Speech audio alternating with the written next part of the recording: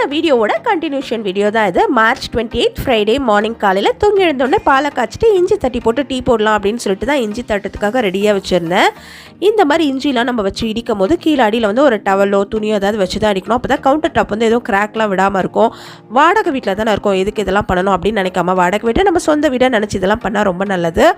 அதுக்கப்புறம் டீ தூள் ஆட் பண்ணிவிட்டு நான் இடிச்சு வச்சு இஞ்சியும் அதில் சேர்த்துக்கிட்டேன். இதில் வந்து நான் சுகர் ஆட் பண்ண மாட்டேன். என்னோட ஹஸ்பண்ட் வந்து சுகர் இல்லாமல் தான் டீ குடிப்பாங்க.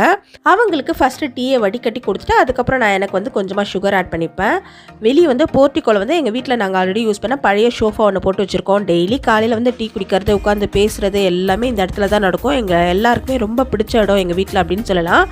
அவங்களுக்கு டீ கொடுத்ததுக்கப்புறம் நானும் கொஞ்சமாக சுகர் ஆட் பண்ணி டீயும் குடிச்சு முடிச்சுட்டு டக்குன்னு வந்து கிச்சனுக்கு சமைக்கிறதுக்கு வந்துட்டேன். கார சட்னி பண்ணுறதுக்காக ஏற்கனவே தக்காளி, வெங்காயம், பூண்டு, காஞ்ச மிளகா அதெல்லாம் ரெடியாக எடுத்து வச்சுருந்தேன். அந்த ப்ரிப்பரேஷன் வீடியோலாம் இதுக்கு முன்னாடி வீடியோவில் போட்டிருக்கேன். கடாயில் வந்து கொஞ்சமாக எண்ணெய் ஊற்றி 1 டேபிள் ஸ்பூன் அளவுக்கு உளுத்தம்பருப்பை சேர்த்து அதை நல்லா செவக்க வறுத்து எடுத்தாச்சு. இது கூட வந்து கடலைப்பருப்பை ஆட் பண்ணிக்கலாம். நான் இன்றைக்கி ஆட் பண்ணல.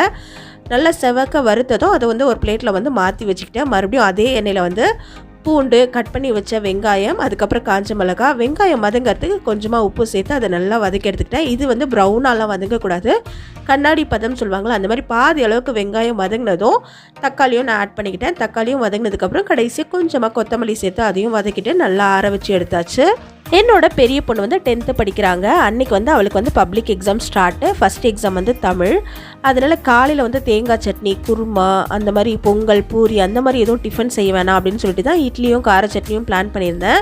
காலையில் வந்து பாப்பா எழுந்து குளித்து கிளம்பி ரெடி ஆகிட்டு இருந்தா. நான் வந்து இங்கே டிஃபன்லாம் ரெடி பண்ணிகிட்டு இருந்தேன். அது வதக்கி நல்லா ஆற வச்சதுக்கப்புறம் இட்லி பாத்திரத்தில் தண்ணி ஊற்றி ஸ்டவ்வில் வச்சாச்சு. இட்லி பிளேட்டில் வந்து எண்ணெயும் தடவி இட்லி ஊற்றி வச்சிடலாம் அப்படின்னு சொல்லிட்டு அதையும் ரெடி பண்ணிகிட்டு இருந்தேன்.